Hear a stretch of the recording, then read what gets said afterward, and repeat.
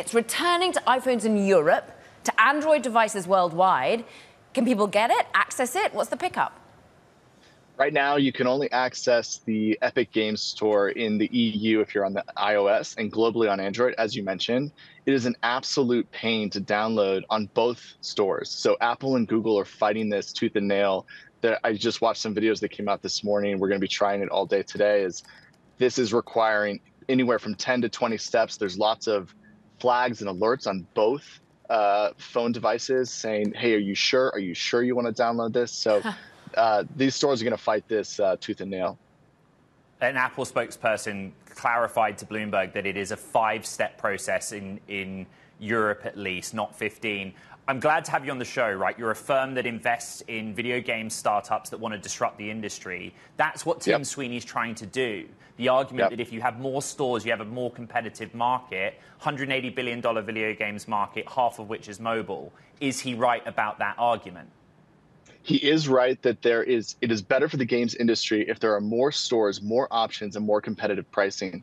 That said, I think what he's fighting for is fantastic and will be positive. And this development today is positive for the games industry. That said, Apple is well within their right, having the platform they've built, to defend it as much as they can. And so the courts of the U.S. have decided that, yes, they're not a monopoly, but they have to allow for third-party payments to be processed. Essentially, the way I read that and the way we read that as a firm here at Konvoy is that that's kind of a meet in the middle, right? Let's let them do off-platform payments, but you're not a monopoly, and you got to let Epic Games launch a store on your app store. I mean, the reason that this is happening for iOS in Europe and not here is because of the Digital Markets Act and the fact that Europe's decided that Apple is acting as a gatekeeper in some way, Google too, with these app stores, and they've got to change. But quite often what happens in Europe ends up happening here in the US.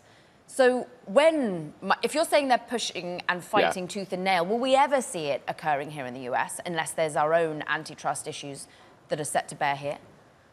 So it took about 4 years to get to this point just in the EU. So I think that we're looking at another, just a prediction, 3 to 5 years before we see this really happen in the United States, unless a huge ruling comes down from the Supreme Court in the United States if they decide to take this court and take the appeal, which they rejected, I believe, earlier this year or last year. And so I think we're looking at a very long, drawn-out battle. And in the meantime, Apple is making billions and billions a week off of the App Store. And about 60 to 70% of all revenue on Google's App Store and on Apple's App Store comes from the video gaming space alone.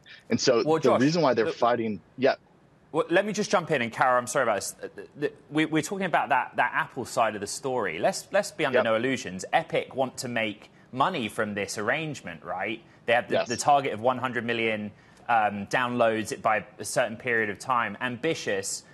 Will they be successful is the question.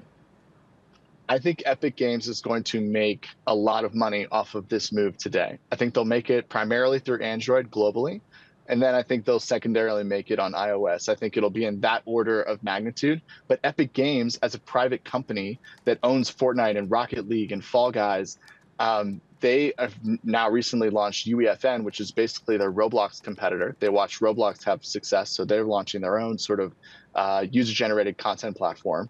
This is a continued effort for Epic Games to increase their margin profile. Mobile is a perfect way to do that. And whether that's an acquisition or an IPO in the future, Epic Games is playing their hand very well, and this will work out in their favor for sure. I think the data showed that some 35 million people played Fortnite for more than 600 million hours in July on Xbox and PlayStation. Just give us the context of how popular Fortnite is compared to the rest of the gaming landscape.